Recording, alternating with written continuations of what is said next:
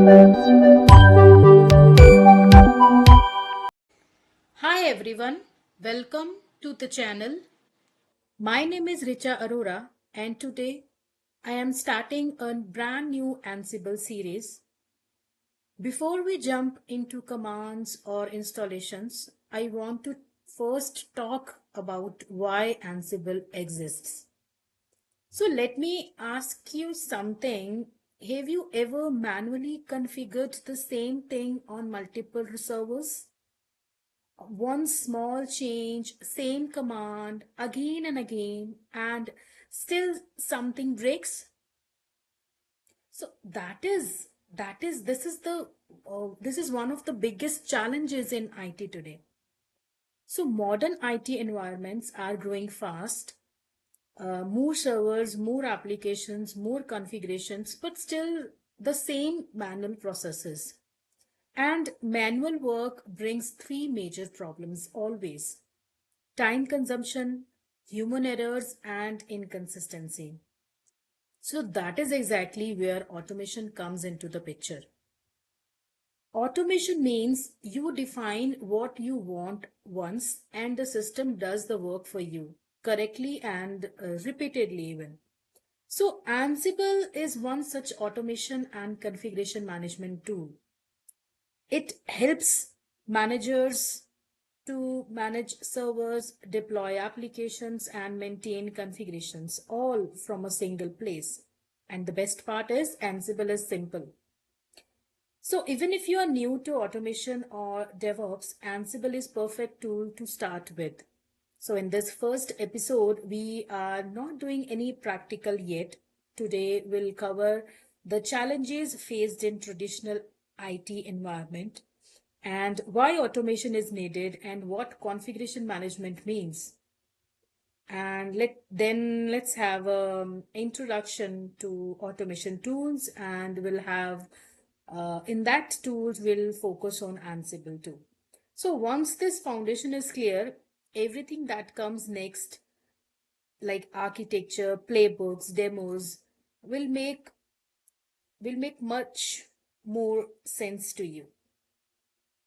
So stay with me and let's begin this Ansible journey step by step.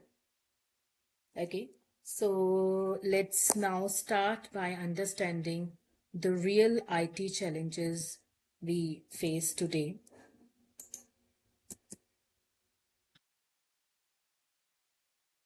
So, first of all, let's begin with the common IT problem, that is manual management.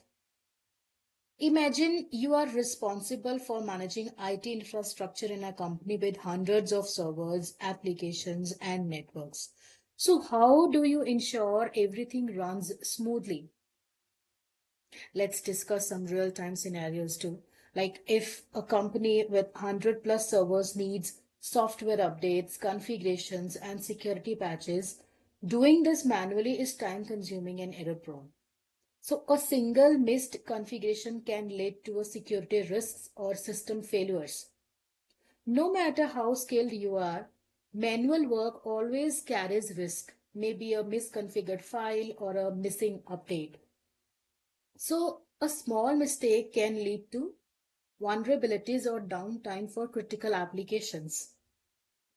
So suppose you configure 10 servers today and 10 more next month you need to configure. If you've done it manually, so inconsistencies are inevitable in this case, leading to unpredictable systems behavior. So managing a few servers manually might seem manageable, but as your company grows, handling hundreds of servers without automation becomes overwhelming. So a simple security update applied to 100 plus servers one by one could take hours or days.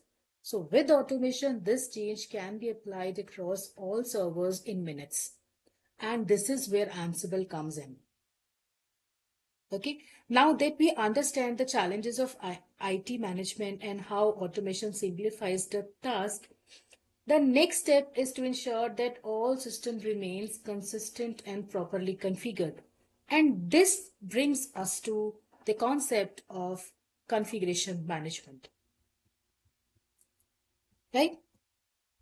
So Let's consider a scenario here before knowing what the configuration management concept is. Imagine this, you are working on a web application and it needs to be deployed on 50 servers. You manually set up each server, install the required servers, configure the settings, and make sure everything is working fine. A few weeks later, one server crashes and you quickly spin up a new one. But wait, how was the original server configured? Did you documented every step then? Are you sure the new setup matches the old one exactly? So this is where configuration management comes in. So instead of relying on memory, notes, or manual effort, configuration management ensures that every system is consistently set up and maintained over time. Think of it, like a recipe. Whether you make one dish or 100, the steps remains the same. So, why configuration management is important? First thing is consistency. Every server follows the same configuration, reducing the errors and inconsistencies. The next one is faster recovery. If a server crashes, you don't have to manually set it up again. You can reprovision it instantly with the same configurations. And third one is version control. Okay, so let's consider a scenario here. Imagine a company managing 100 servers. One day a configuration change breaks the system. So with version control, they can quickly revert to the previous stable version, fixing the issue instantly without guessing what went wrong. So version control helps track every change in configuration management, making it easier to roll back if something goes wrong. It ensures stability, collaboration, and security by keeping a history of all the modifications. Okay, let's go back to our web application deployment example where we have where we were deploying a web application on 50 servers. So without configuration management, each setup might have slight differences, some missing dependencies, some with different settings. So this inconsistencies can lead to unexpected failures and troubleshooting nightmares. Okay, that is why we need configuration management.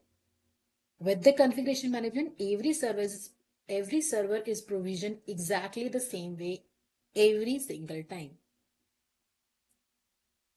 Okay. So these are the some key components of configuration management. Now that we have understand what is configuration management and why it matters, let's look at its key components. The first one is desired state management. So instead of manually configuring each server, we define the ideal setup once, and the automation tools ensure it stays that way all the time. For example, if a web server must always have Apache running, Ansible will reinstall it if someone accidentally removes it. That is what maintaining desired state management is. And that is something which configuration management tools do. The next one is configuration management tools. So tools are like Ansible, Puppet, Chef. These are the tools that automate server setups and ensures consistency. Okay. The third is continuous monitoring and drift management. That means, for example, that means if unauthorized change happened, the system detects and corrects them automatically. For example, if SSH is supposed to run on port 22, but someone changes it to 8080, Ansible can revert it. That is continuous monitoring and drift management. And next, the last key component is patching and updating. So regular updates keep the system secure and efficient without manual effort. For example, instead of updating each server one by one, Ansible can patch them all at once. In short, you can say configuration management ensures IT infrastructure remains consistent, secure, and reliable, saving time and reducing errors. Now let's explore Ansible, and there are some Ansible and other tools of configuration management. So these are the popular tools of configuration management. First of all is Ansible. Ansible, it's a beginner friendly choice. Ansible is known for being simple and agentless. It uses SSH to connect to machines, so there is no need to install additional software on every server it connects. So it follows a human readable YAML based approach. YAML, it's a language in which the scripts are written for the Ansible, which making it easier for the beginners to learn and implement. YAML is a easy to understand language. We'll learn about that too in further series in the further videos. The next is Puppet. Puppet is basically built for the enterprises. Puppet is powerful for large enterprises managing thousands of servers. It ensures system remains in defined state but it requires installing an agent on each machine, unlike Ansible. Then comes Salt Stack.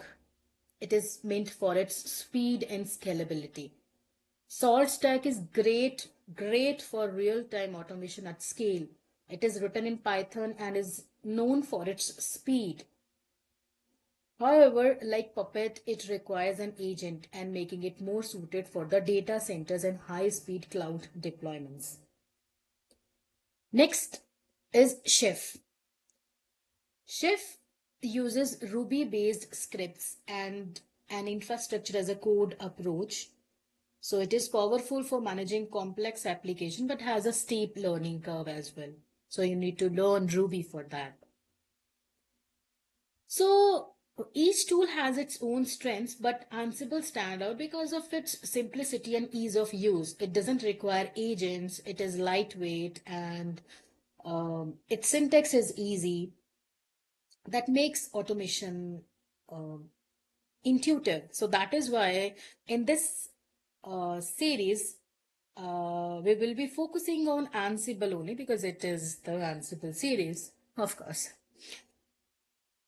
In the next video, we will start with the introduction of Ansible. Okay.